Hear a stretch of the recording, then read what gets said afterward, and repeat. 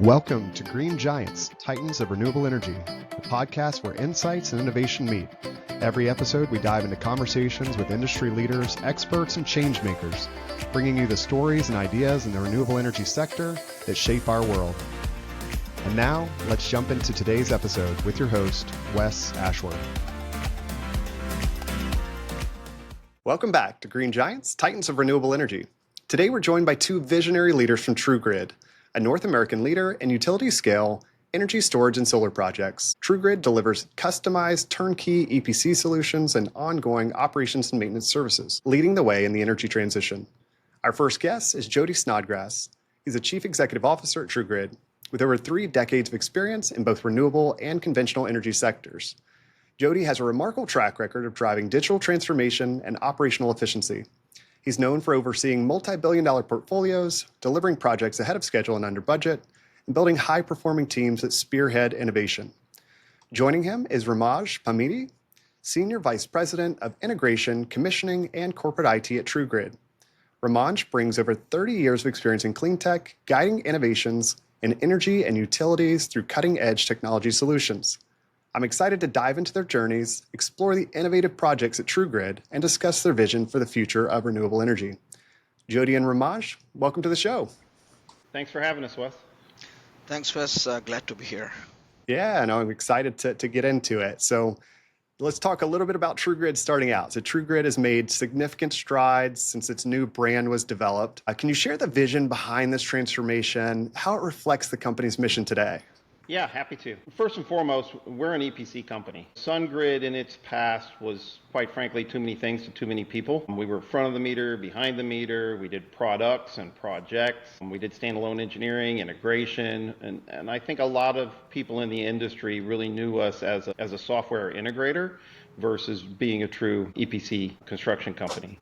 With our new leadership that we've brought in, this team has delivered literally billions of dollars worth of projects around the world in just about every industry you can imagine, and all with some significant amount of renewable energy experience and utility experience here in the last decade or so. So the transformation from SunGrid to TruGrid was really about selling and delivering that new message and delivering new projects to the renewable industry. Yeah, I love it. And for those unfamiliar with TruGrid, what's the one thing you wish everyone knew about your company's approach to renewable energy projects? It's, the things I just talked about really is construction first. We are a construction company. We deliver projects. We self-perform 80+% of every project that we do perform, but still underlying the integration piece. I think in the industry, renewable industry over the last many years, particularly around batteries, people have undersold or underappreciated the amount of integration it takes to make the 6 major components of a battery system talk to each other. Yeah, and getting more into that, so battery energy storage systems, or better known as BESS, it's a difficult industry to master. In fact, Jody, in a previous conversation, you mentioned no company has yet delivered 3 consecutive successful battery projects. Why is that? And what steps is TruGrid taking to set this benchmark, redefine what success looks like?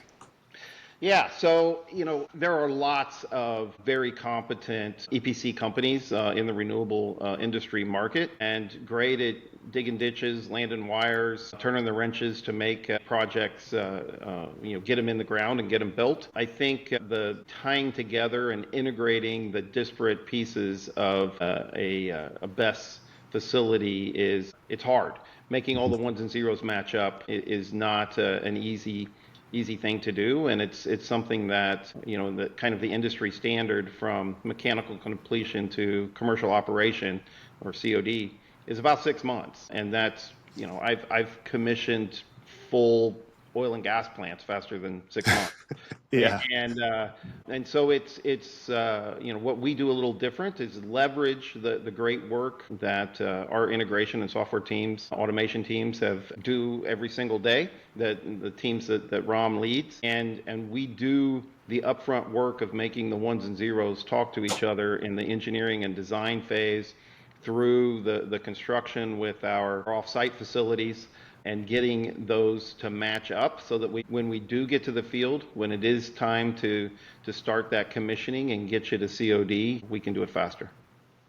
Yeah, and Ram, you can get more into this. So at TruGrid, I know it's positioned integration really as the critical link between engineering, project management, and commissioning. How does this approach accelerate project timelines and minimize the risk typically seen in traditional EPC models? Right. Again, I just want to echo what Jody said here. It's the time, the speed of execution between the mechanical and the substantial completion is the key here. And this is how we do it at integration. Integration is teams are incorporated into the entire life cycle of the projects, right? All the way from the procurement, identifying the equipment, the technology, and the vendor, and working hand in hand with engineering teams, reviewing of all the engineering studies, drawing packages, and then using the in-house expertise, SMEs, subject matter experts, to help speed up the commissioning. That's the first step. And second, in integration, I've broken down the teams into three departments. One being the automation, which is all about the control systems, EMS, which is energy management system, SCADA, microgrid, and the second team consists of BESS, which is the storage technology, and the PCS, which is the power conversion systems, inverters, and the third team consists of BOP, which is balance of plant, all the equipment which is under this team. And we have invested in training these folks in the OEM vendor technologies, right? And this is one of the key way we de-risk the availability of OEM resources and availability to speed up the activities between the mechanical and the substantial completion. And third, we have standardized everything. Whereas like we standardize the procedures, the test plans, all the use technology to the core, right? And lastly, we have made investment in our test bench or a test facility where we're able to prototype, bring all the zeros and ones which Jody talks about, different instruments, different makes, different protocols, right? Bring it together and test it out in the warehouse so that the risks are addressed here before going on to the site, right? Yeah. Three things I keep telling my team we need to keep in mind while doing this is no, the security, reliability, and safety. These are not negotiable. Yeah, yeah. In this approach, learning more about it and what you guys are doing at TruGrid, it makes so much sense. And so the question is, and I'm curious to hear from your perspective, and maybe Jody, you can chime in here.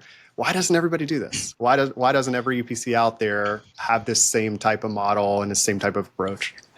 I think there's a couple of reasons. Number one is it is a expertise that is very specific to the industry. It's not like you're just going to go hire somebody off the street who knows Right. how batteries work, right? And in addition to that, you have lots and lots of contractors, EPC, subcontractors, other folks in the industry who are, again, very competent electrical utility contractors, but they are not specialists in BESS systems and specialists in batteries. The construction of this is relatively easy. Quite frankly, and I'm certain we'll talk a little more later, but it's much more an exercise in supply chain management and scheduling from a construction perspective than it is real construction. However, the lining up, again, I keep saying the same thing, but lining up the ones and zeros is not easy.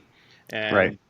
You have continual technology changes. You have continual different players in the industry. There are a couple of folks who are big in batteries and big in inverters and transformers and those kinds of things, but their models change, the technology updates, we get more and more power dense battery and battery systems, which become infinitely more difficult to try to manage around heating and cooling and how they charge and discharge and those types of things. And we are first and foremost a battery storage company first. That is what we do. That's where we came out of. And from the SunGrid infancy, it was software integration. That's what we did, and we've leveraged that know-how and expertise and the good folks that we've had and brought on many more, coupled it with good construction, project management, and those skills to be able to be a world-class BESS construction company. Yeah, and that's as they say, if it was easy, everybody would do it, right? Glad you guys are. Ram, from your technical perspective, what are some of the most overlooked factors when managing BESS projects? How does TruGrid's approach ensure these complexities are addressed? Great question, Wes. So managing a battery energy storage system project involves multiple layers of complexity, right? And there are several critical factors that are often overlooked. And by the way, we have a webinar scheduled on Jan 21st at 12 CT. So tune in for more details. But here are some of the many things which are overlooked. I would start with warranty Mhm. and degradation terms, right? It sounds simple, but there is issues around lack of written terms, lack of understanding of warranty requirements and degradation curves, and especially how do you mitigate when there is project delays, right? I would Yeah. start with this. As simple as that, I would say the first thing is have a written documentation of warranty and degradation curves with OEM vendors, right? And degradation curve is where the amount of battery can store the energy Hmm. and how much it can discharge, right? And over a period of time, and based on multiple factors, age, temperature, the depth of charge, discharge, the number of cycles, there are different curves, right? This needs to be documented. I would say don't feel shy. Ask OEM vendors, document it, and have a proper understanding. That's the first step. And second, certain OEM vendors when bringing batteries here to US, there is a requirement mandate to conduct something called FAT, which is factory acceptance test for the warranty to kickstart, right? Have a clear clarity on what the timelines are and have the site or the test facility or maybe a warehouse so that you have all the equipment, all the switchgear equipment, generator sets, load banks ready, and a test plan to conduct the FAT so that the warranty clock starts from there. Have the clear path. And again, this is not cheap and this should be something thought well ahead of when, almost at the bidding of the project itself, right? And the third, especially for the warranty, I would say physical inspection, both, external, internal. It could be weather related issues, people forget closing some of the doors and invest in CCTV, right? CCTV, put in a fence for any, natural disasters or any intended theft or etc. And incorporate IoT, which is Internet of Things, start Hmm. monitoring data. BMS, put in data collection from the HVAC, data collection from the FSS, right? And incorporate these streams into your O&M operations, right? So we have pair of us which are looking at the equipment, and believe me, BESS is most expensive and fragile system, and there is a mandate by the vendors to maintain the SOC, which is called the state of charge and state of health. Yeah. And this requires generators, right, to be running there to maintain the temperature and all that stuff to get the warranty. And this is one first thing I would focus on. And second, I would say one of the challenges we have been seeing in the industry is, hey, what's a good time to bring in the battery? Do I Hmm. bring way early in the project or maybe towards the end of the project? You have delays, the chances of finishing the substantial completion COD is delayed, right? If you bring early in the project and there's any issues with the permitting, you got to babysit the whole BES, and that's not cheap. You need to Yeah. have generators, load banks, the fuel cost gets really expensive, right? At a TruGrid, we have mastered this art, right? We have standardized test plans. We have a criteria to select a warehouse, right? If you are putting in a temporary storage, so that the warehouse should have all this facility in case there is a permitting issues delay due to some permitting issues. How do we rent this equipment? And they say it's not as easy as you bring it and a generator hook up to the battery, right? There should be some kind of a switch gear which need to be set up, and this cost add up really fast and put a dent into your profit margins, right? So this is the second thing. How logistics, like hey, you have strategies and having multiple vendors which are geographically diverse, right? And then permitting, engage a local permitting authorities who have clear understanding what it takes in the timelines, right? And incorporate them into the project management workflows early in the project. And the third most important is the thermal management and fire safety, Yeah. right? Thermal runaway. What we have seen is insufficient planning of cooling systems. Fire suppression technology can lead to thermal runways, right? At TruGrid, we have mastered this, right? We have a standard designs for HVAC. We have fire detection and suppression mechanisms, and we are looking into the advanced technology like CCTV thermal imaging. So, as part of our O&M, we can incorporate this and see some heat signatures and be proactive about managing the thermal systems, right?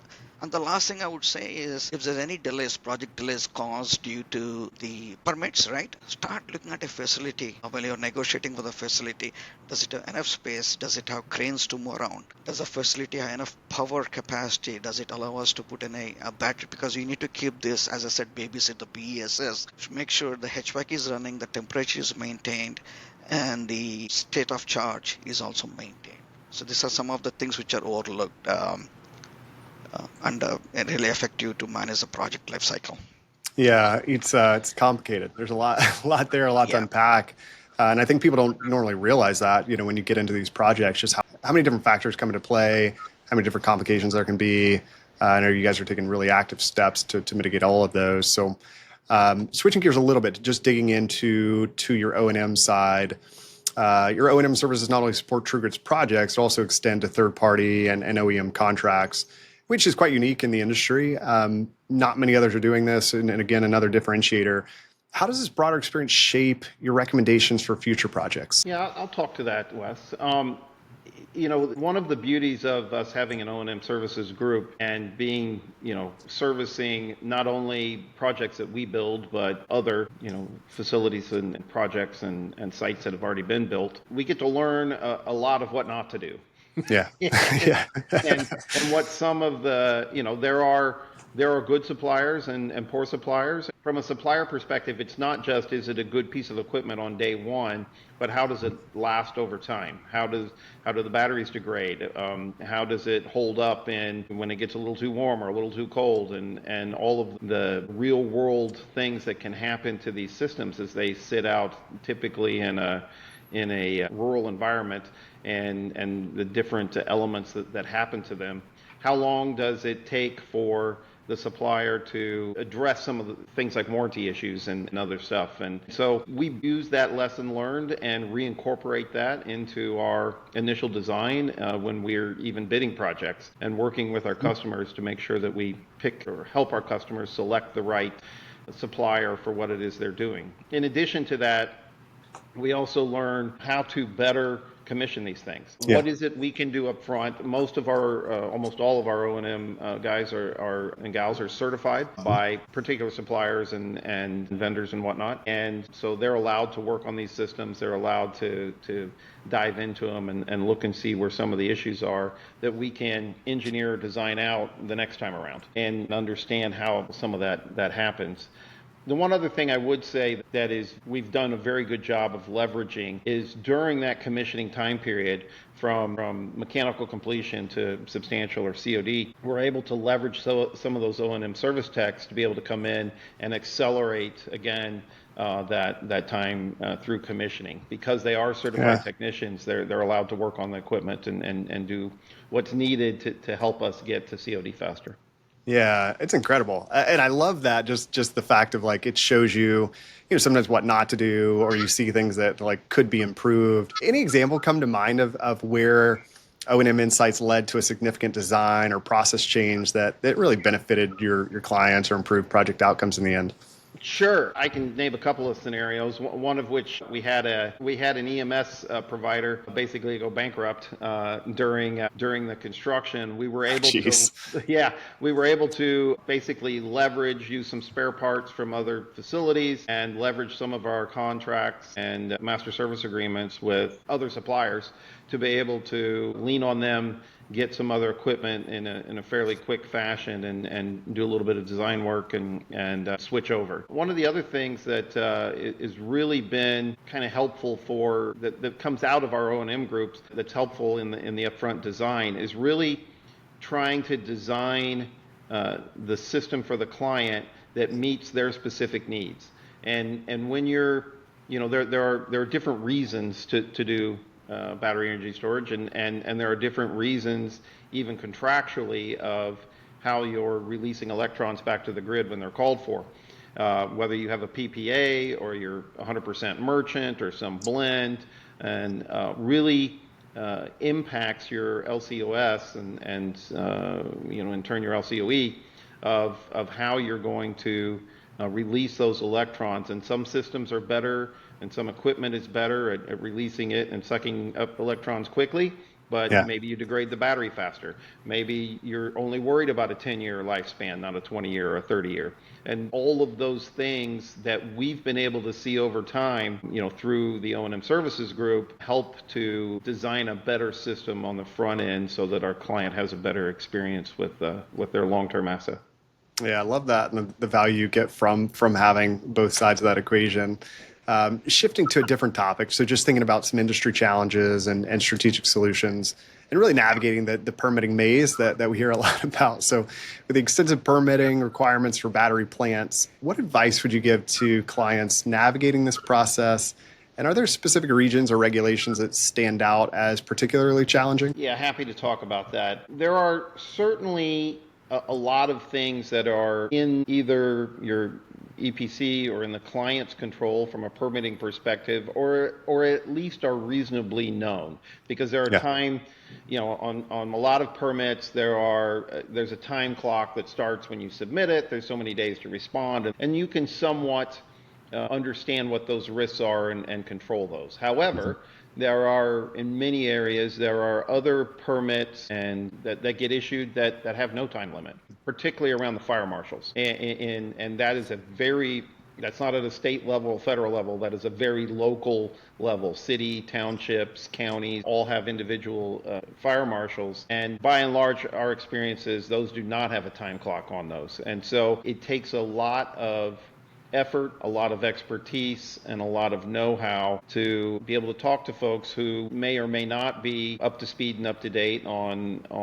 the fire concerns around battery systems and the mitigations that are put in place to alleviate those concerns.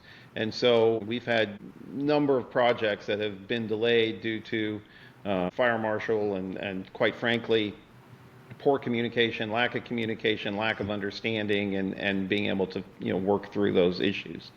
The one other thing I would say from an advice perspective is around the impacts of tariffs, the impacts of ITCs, and what you do qualify for and what you don't.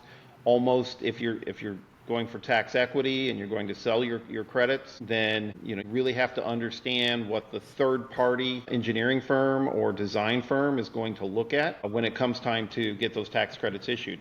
By and large, those are very conservative reviewers, and because they're looking at a 20 or 30 year tax credit and how tax equity might impact the cost of that project. And so you need to make sure that whoever you're ultimately going to potentially sell those credits to, that you understand what are the guidelines that they're looking for, and not just what your engineering and construction company are looking at.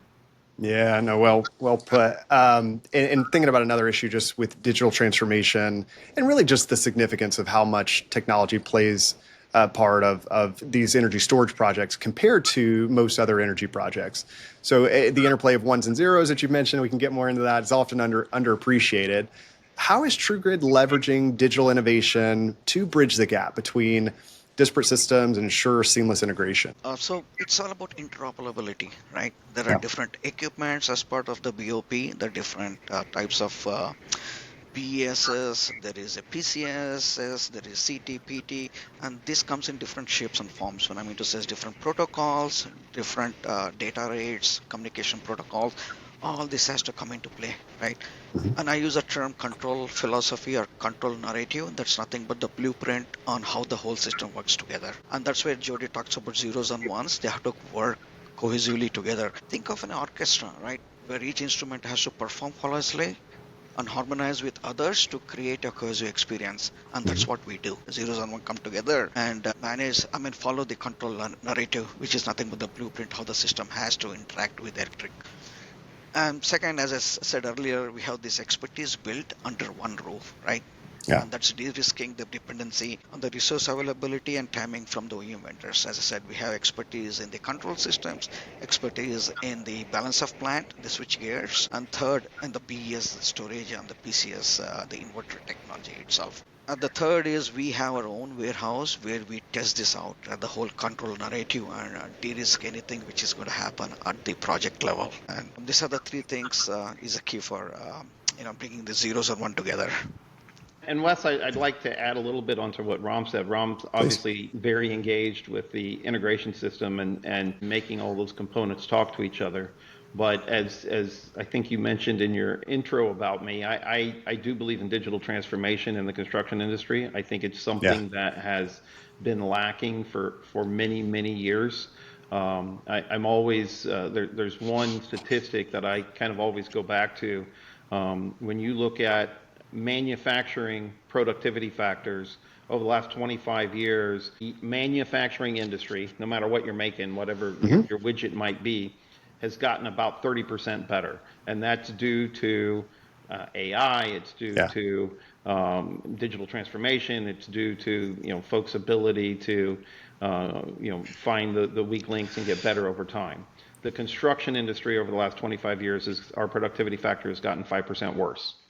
So there's a 35% gap between manufacturing and construction over the last 25 years. And, it's something that I have worked on here at TruGrid and certainly, in other companies in my past. So during construction, some of the things that we employ are drones. We use AI around our scheduling and how we can improve our productivity factors in the field.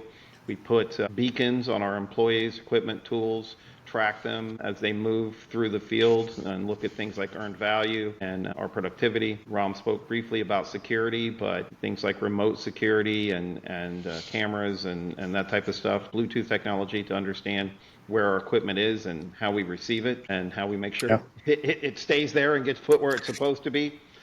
We use a lot of, certainly the gold standards of software from Oracle and Procore and NetSuite and those types of things to manage our projects. But above all of this, it's our people and our ability to be somewhat early adopters. I don't want to be a pioneer. Honestly, I learned a long time ago because pioneers got shot. Be the second guy through or be the third guy through, but don't be first.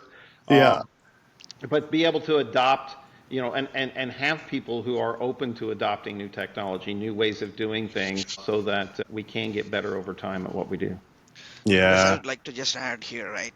End of the day, it doesn't matter how many millions we invest on these discrete systems, which is in the substation or the BESS. It is a control system. The control narrative has to bring all these zeros and ones and work together, interact, interoperate, and work as per design and integrate with the grid. That's the key. Yeah, absolutely. I love several things there. Ram, I love the orchestra analogy. And then Jody, just so good in what you just shared there, just the digital transformation in the construction industry as a whole, and just take out renewable energy.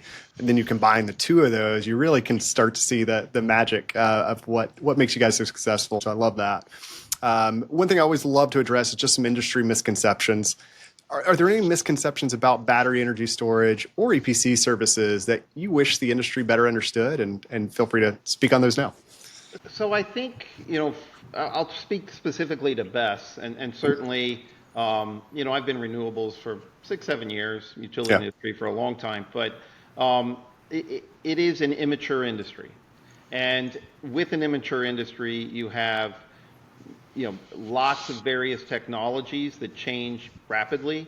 You have, the ITCs and tariffs and regulations that are continually changing and mid-project and other things. But I would say that one thing I love about this team that we've assembled at TruGrid is these are industry experts. This is the best team I've ever worked with. And I don't say that lightly because I've worked with some great teams around the world. I've done projects in 27 countries in every industry you can imagine, both oil and gas and utility and food and beverage and pharmaceuticals. And this is the best team that I've ever worked with. And I believe when you start to look at this, I said earlier that I think people underestimate that. People get upset when I say this, but I call this construction light. like it's barely construction. It's Construction not light. difficult construction.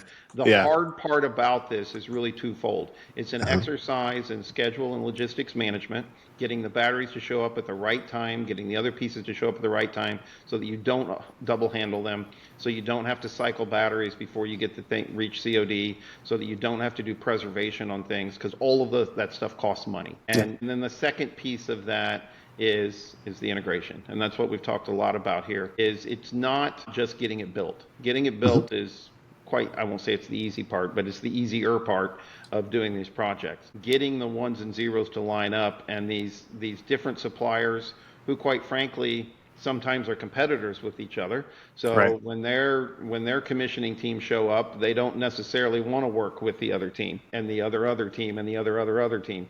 And so, being able to herd the cats, so to speak, and leverage Ram's team and the great work that they do to underpin that is really, from a best perspective, is what makes the magic happen.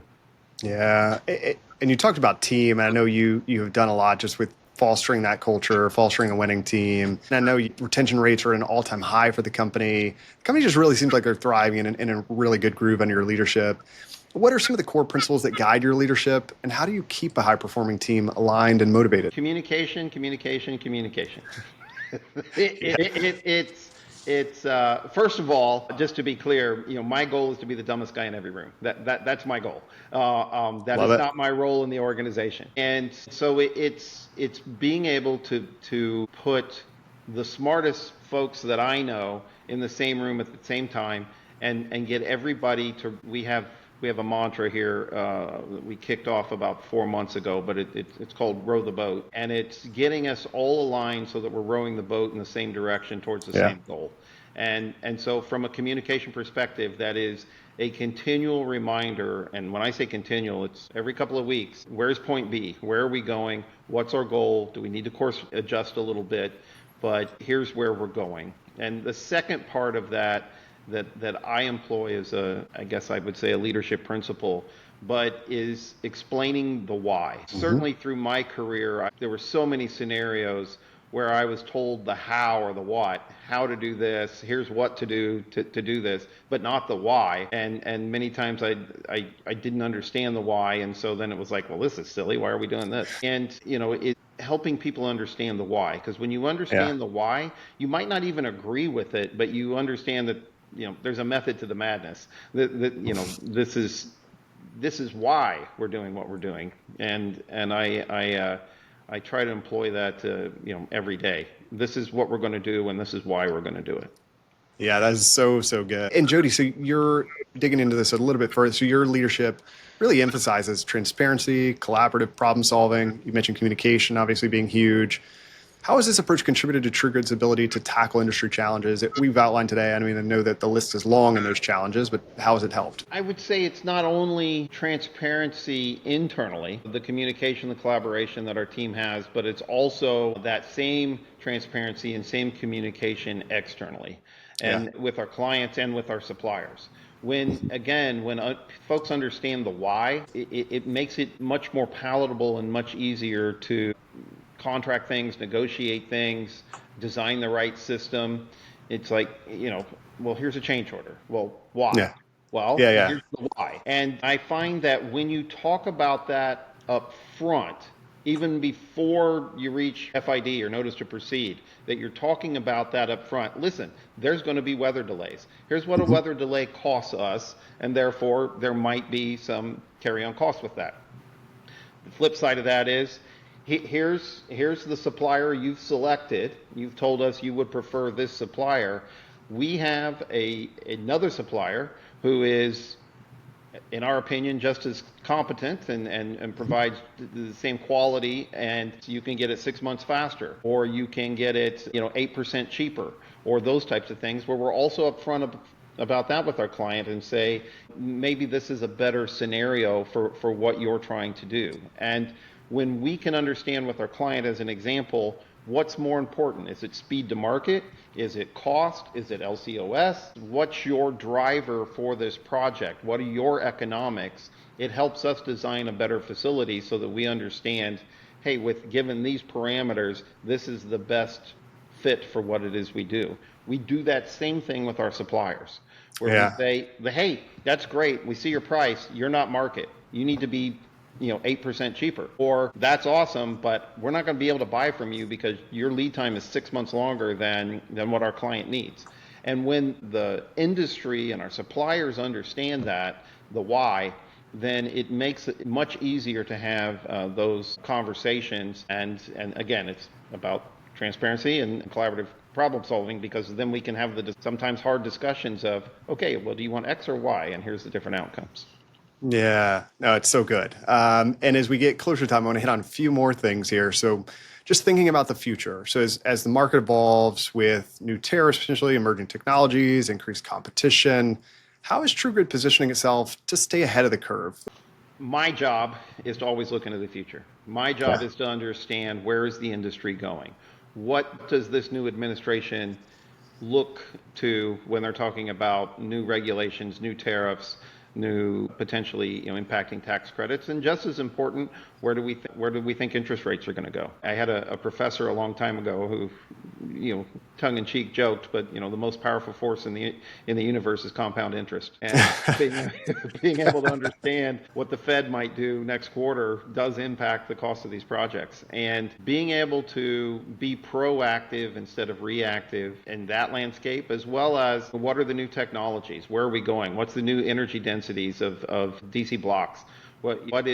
What's the footprint we're looking for? If we can double stack batteries and get NFPA to sign off on it, can we cut your footprint by 40%? And what does that look like? And what are the cost savings related to that? And so there are multiple things that we're always looking 6 months, 9 months, 12 months out into the future, so that we can be proactive to the industry. That helps stay ahead of that curve. Yeah. And I'd love to hear from you both on this one. So what's one piece of advice you'd give to other leaders or companies trying to succeed in the renewable energy sector? I would say that I think probably my biggest shock, if there was such a thing, coming out of the oil and gas, a very mature industry, transmission distribution, again, very mature industry. This is not a mature industry. There are so many moving parts that can change on a dime. They're not, typically in those industries, well, here's a change and it's going to happen in 2029. Well, I can prepare for that. Not, here's a change and it's going to happen in 14 days. It makes things a little more difficult. And so, as I look at the renewable energy sector in particular, it's don't underestimate the opportunity for things to change. And so when you do that, that means doing your risk analysis, doing, what are the mitigations to those risks, and how can you control it. One of the things I'm a huge advocate of, no matter what industry you're in, and certainly we've employed at TruGrid, is the stage gate process. And so we employed a stage gate process almost a year ago now to be able to better manage and better control and better deliver projects. And honestly, the entire point of the stage gate process is about risk identification and risk mitigation. For me, project management 101 is number 1, identify risk. Number 2, mitigate risk. Number 3, if you can't mitigate, you escalate. That is project management to me. Yeah. Absolutely. And to that point, there's so much that you can learn from other industries, traditional energy, oil and gas, to manufacturing, as you shared, to not be closed-minded to that, be open to, let's pull in some of the brightest minds from those other industries and learn, okay, how do we learn from their mistakes, learn from what they've already accomplished and what they've figured out. So yeah, I love that sentiment. Ram, I know you're ready to jump in. Go ahead.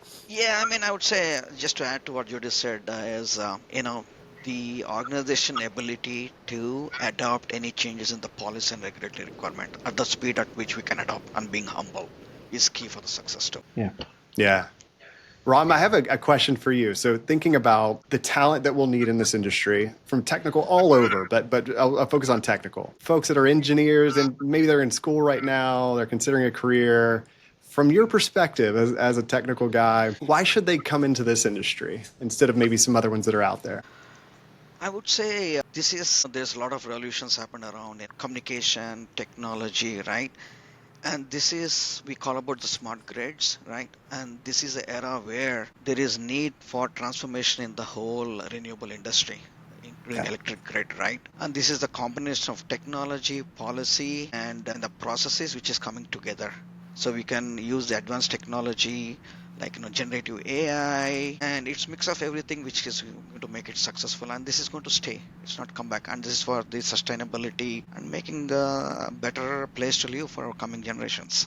Yeah. Yeah, I think it's got all the right things. I don't think there is a better industry for an engineer to walk into right now in terms of the growth and challenges and cutting edge sort of things like that. So I agree completely. As leaders, what impact do you hope TruGrid will have on the renewable energy industry? How do you envision the company's just legacy? I guess the legacy I would like to leave in the industry and leave with society, honestly, is there's no single path Yeah. to where we want to get to. And there is, a play for just about every technology you can imagine. And we talk about energy storage. And I mean, batteries are certainly the key for the next 5, 7, maybe even 10 years. But there are certainly other energy storage technologies that are in their very infancy that will also have a space. And, I think that the legacy of TruGrid and that I'd like to leave behind is that we are a socially conscious company. We deliver projects safely. People go home better than they came in every morning for our own teams. And that we build a lasting, long-term facility and project for our clients that they are happy with 10 years from now. Yeah. Love it. Final thoughts, got a last question. So, what's the most important takeaway you'd like our audience, whether they're industry insiders, developers, curious listeners, or others connected to the industry, what would you like them to gain from this conversation? Ron, why don't you go first? No, I'll Sure. close. I thought about this, Wes. So first, I would say is there's so much of technology advancements. Yeah. Invest in the generative AI. There's a lot of tasks which are very mundane. 40% of the work what we do can be automated, right? Artificial intelligence. Invest in the IIoT. In terms of deploying this remote equipment, monitoring collections. There's so much of technology. And the third, I wouldn't compromise on the security, right, and safety. There's a lot of innovation happening, especially in security, called the quantum security. We are looking ahead into the quantum security, adapt to it. And second, as I said, the speed at which we are able to adapt to the changes in the regulatory and the policy changes. And third is the price changes, right? The battery storage, there's new technology coming in, there's the prices going down, as Jody said, the different mix of technologies. So come up with a perfect formula where we can different storage technologies and put a solution together, right? And then again, the last thing I would say is anything you do, everything you do, don't compromise on the security, safety, and reliability. Yeah, love it. I think, Wes, I'd like really the takeaway from this conversation, and thanks for asking the question, is really that this is hard work, but it's not hard. Our teams, the team that's been assembled here, has done this before in many other industries and in this industry. And it takes a lot of hard work, but we're not reinventing the wheel here. There are tried and true practices, processes, workflows, construction techniques that have been used time and time again to deliver these projects. And certainly we are going to leverage the best of those processes and technologies and things from other industries. The nuance is that we get them built, that's great. You got to turn them on and make them work. And there is no industry standard in, the ones and zeros between different suppliers to make these things talk to each other. And if it's the one kind of hard lesson I learned even before coming to TruGrid, being, with some different folks in the renewable industry, is around battery energy storage systems, is that the ones and zeros don't match up.